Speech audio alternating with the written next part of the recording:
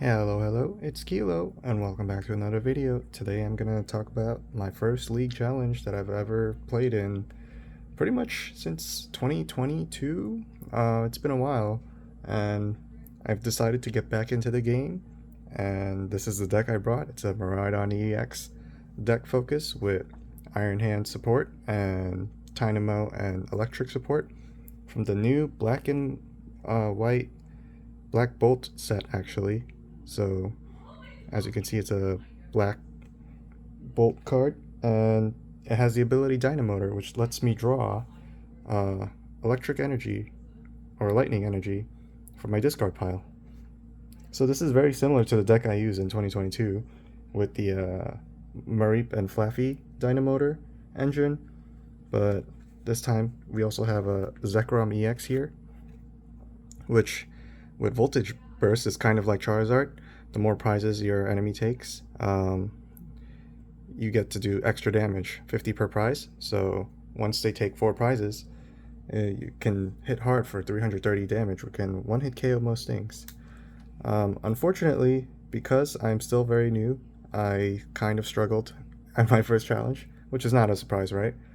First game, I went against Terra Pikachu, which, due to my lack of game knowledge, I kind of fumbled and tried to one-hit KO a Pikachu, which you can't because it has the ability Resolute Heart or something like that, which prevents it from being one-hit KO. So that kind of worked against me, and I ended up losing the match because I could not keep up with the prize trades. Game 2, I was against a Dragapult Dusknoir deck, pretty standard, as heavily featured in Worlds, along with Gardevoir EX and Goldengo EX. Surprisingly, at my local challenge, there weren't that many. Um, Actually, there weren't any Goldengo EX decks that I saw, but luckily, actually, or unluckily, I could not do anything against the Dragapult damage once it got set up. I did misplay also game 2 as well. I should have pulled out Squawkabilly EX and used Squawk and Seize, but I did not do that and pulled something out. I think I pulled Miraidon instead, and I feel like my hand was a little bricked after that. So, unfortunate. Game 3, I was against a Gardevoir player, and I think I was very lucky against this matchup because they started with Jellicent, or yeah, they started with Jellicent EX with the Frillish, and they could not get their board set up in time. And I was lucky with our gambling card here, Electric Generator, which lets me attach up to 2 lightning energy onto my bench Pokemon. But that was game 3, first win, which is kind of okay, right?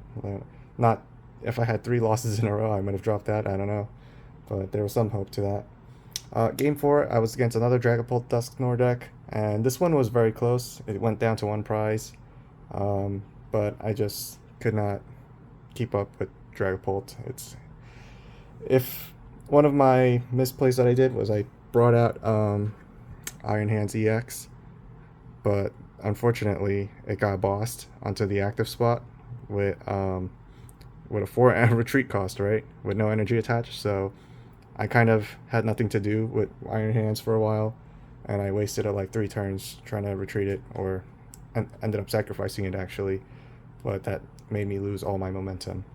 So unfortunate misplay there, but that's what happens when you go to locals, right? You don't know what people will bring and the strategies they'll use. It's a very different environment from playing on Pokemon TCG Live, which uh, people tend to experiment a lot more on. So that was game 4, and then game 5 was Miraidon versus Miraidon, and luckily my Miraidon did pull through. Um, because of the way the tournament was structured, you just play against whoever had similar scores to you. So we were both 1 and 3. So we were on the lower end of the bracket, but that's okay. And as for the prize, they gave us the Worlds Pikachu promo card, which was available on Pokemon Center for like 1 hour. Unfortunately, I missed it because I was at work. And they also gave out Prize Pack Series 7. So if you're unfamiliar, when you play at officially sanctioned Pokemon events, they hand out prize packs. So let us see what we get in here. And usually these are just regular Pokemon cards with the Play Pokemon stamp on them. So here we go. We got a Badoo, very meta card. Glass Trumpet. Frostlass, very nice. Joltik with a holo, Cosmo Holo, nice. Oh, Bianca's Devotion. And Electric Energy. Wow, how fitting considering my deck, right? And a code card. Cool.